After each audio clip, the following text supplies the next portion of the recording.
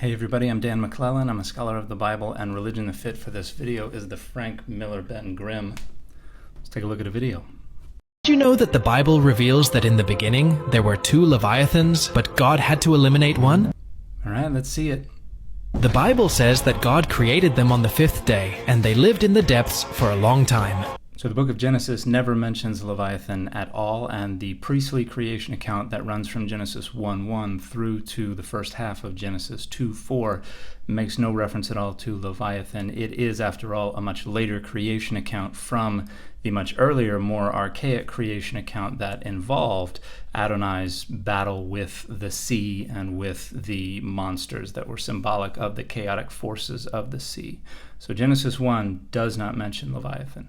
However, it is mentioned that when God parted the sea to protect the people of Israel, he destroyed several sea beasts, including one of the Leviathans. It is said that he crushed the heads of the Leviathan and gave it as food to those wandering in the desert.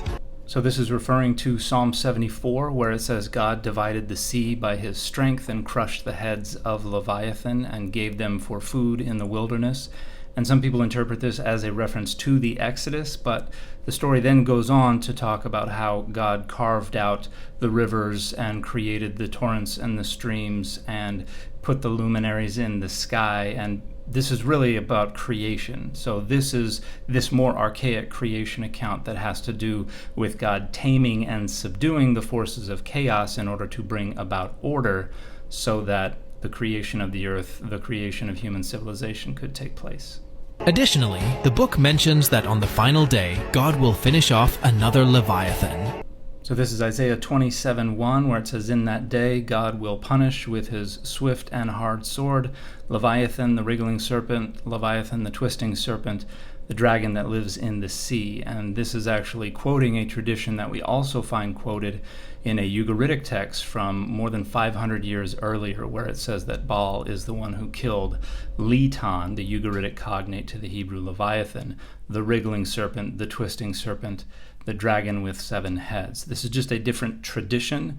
It's still pulling from this kind of shared concept of creatures that symbolize the chaotic waters and how the storm deity has to do battle with the sea, with these creatures, in order to effect some kind of deliverance or to facilitate creation. And if you want a great discussion of how these traditions work in broader ancient Southwest Asia as well as in the Bible, this book is a wonderful discussion.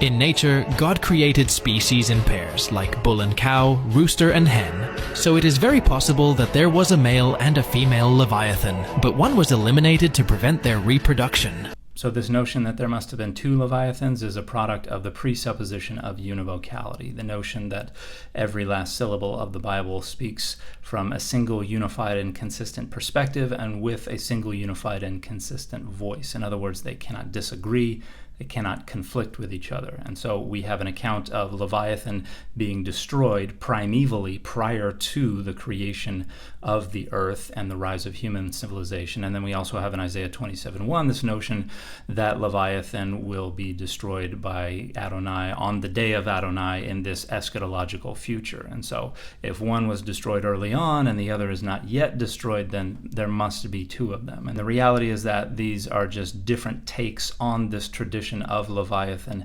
as this primeval force of chaos that must be subdued by Adonai. And some of the traditions put that defeat early on to facilitate creation. Some put that defeat off in an eschatological future.